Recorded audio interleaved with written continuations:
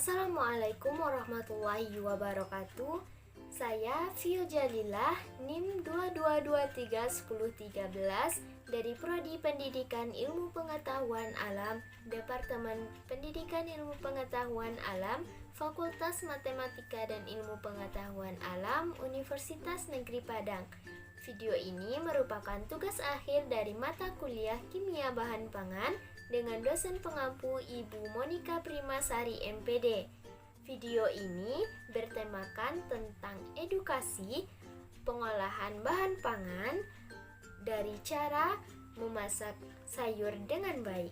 Nah, memasak sayur bukan lagi hal yang baru bagi saya dan juga teman-teman, karena memasak sayur sudah menjadi kegiatan sehari-hari yang kita lakukan untuk mengolah sayur-sayuran menjadi bahan makanan untuk kita makan dan untuk memenuhi nutrisi yang dibutuhkan oleh tubuh kita.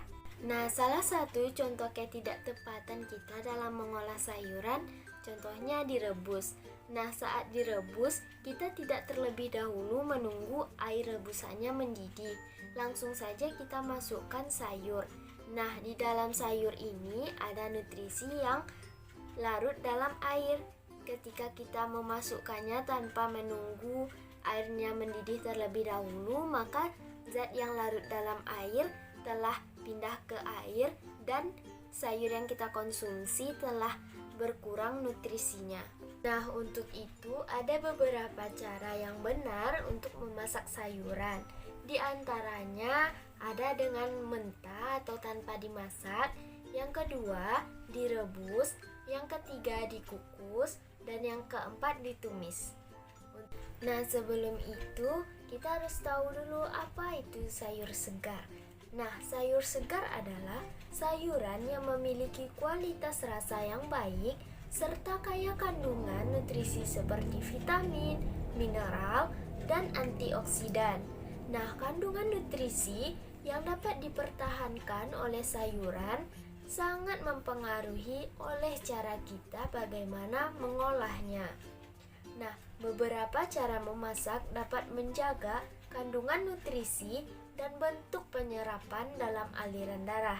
Sementara ada pula cara memasak yang dapat merusak kandungan nutrisi dalam sayuran.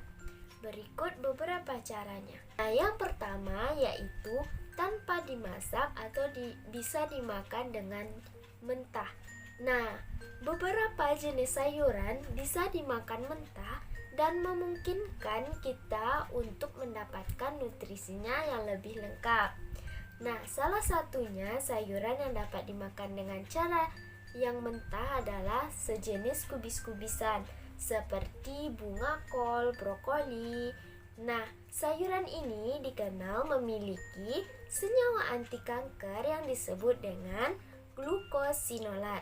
Nah, jenis kubis-kubisan ini juga mengandung enzim yang disebut dengan myrosinase. Nah, myrosinase ini berfungsi untuk perlindungan melawan bakteri, jamur, ataupun mikroba berbahaya lainnya. Dengan memasak, maka akan merusak enzim tersebut dan tubuh akan kesulitan menggunakan glusinolat tadi dari sayuran jenis kubis-kubisan yang telah dimasak. Nah, contohnya ada pada gambar di atas. Nah, yang kedua dengan cara mengukus. Nah, salah satu cara terbaik untuk kita memasak sayuran adalah dengan cara mengukus, karena kita bisa mengatur waktu, suhu ataupun volume air yang kita gunakan seminimum mungkin. Nah, saat sayuran dimasak dengan air, maka kandungan nutrisinya akan berkurang, ditandai dengan berubahnya warna air rebusan air yang awalnya bening menjadi sedikit kehijauan ketika kita merebus atau memasak sayur brokoli. Untuk mempertahankan kandungan nutrisi sayuran, sebaiknya penggunaan air dibatasi, kecuali ketika kita ingin membuat sup. Nah, ketika dimasak dengan cara dikukus, maka sayuran tidak akan kontak langsung dengan air, sehingga dapat mempertahankan lebih banyak nutrisinya. Untuk cara pengukusan kita bisa lihat video di atas ya teman-teman, dimana pada awalnya kita mendidihkan air terlebih dahulu. Setelah airnya mendidih ada uapnya, baru kita masukkan contohnya ubi dan kita tutup dan kita tunggu beberapa saat hingga ubinya matang. Yang ketiga dengan cara merebus, di mana merebus akan mengakibatkan perpindahan nutrisi dari bahan makanan ke air. Tapi dalam situasi tertentu, metode ini dapat menjadi proses yang baik dalam memasak, sesuai dengan jenis sayuran yang akan kita masak. Contohnya ada di bawah ini.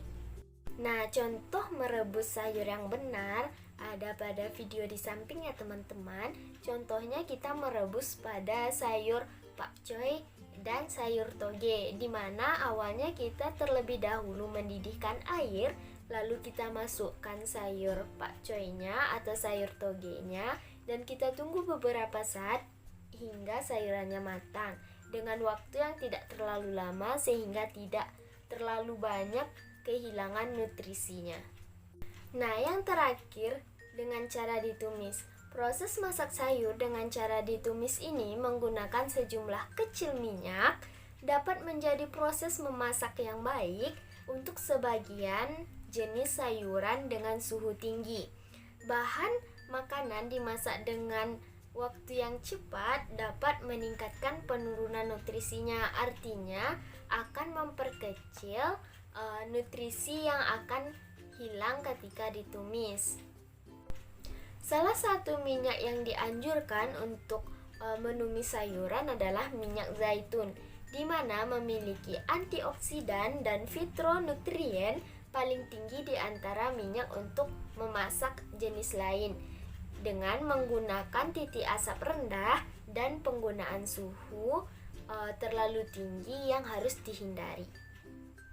Nah, cara menumis bisa teman-teman lihat pada video di samping, di mana pertama kita memanaskan minyak dan menambahkan bawang merah ataupun bawang putih dan sejenisnya, dan setelah itu kita menambahkan sedikit air secukupnya, dan setelah itu kita bisa memasukkan sayur-sayuran dari yang bertekstur lebih keras. Setelah itu memasukkan sayuran yang bertekstur lebih lunak, namun dengan waktu yang secukupnya, sehingga sayuran yang telah ditumis tadi tidak akan kehilangan banyak nutrisi. Nah, kesimpulannya dari beberapa proses pemasakan sayur yang sudah dijelaskan tadi memiliki cara yang berbeda. Hal ini disesuaikan dengan jenis sayur yang akan kita masak atau yang akan kita konsumsi. Nah, cara memasak yang tidak tepat akan mengakibatkan kurangnya nutrisi yang ada pada sayur. Nah, untuk itu teman-teman jangan lupa mencuci sayuran yang akan kita masak di bawah air yang mengalir untuk membersihkannya dari seperti hewan-hewan kecil yang ada pada sayuran, seperti contoh di samping. Semoga video mengenai cara memasak sayur dengan baik ini bermanfaat bagi kita semua. Mohon maaf apabila ada kesalahan dalam penyampaian. Terima kasih. Assalamualaikum warahmatullahi wabarakatuh.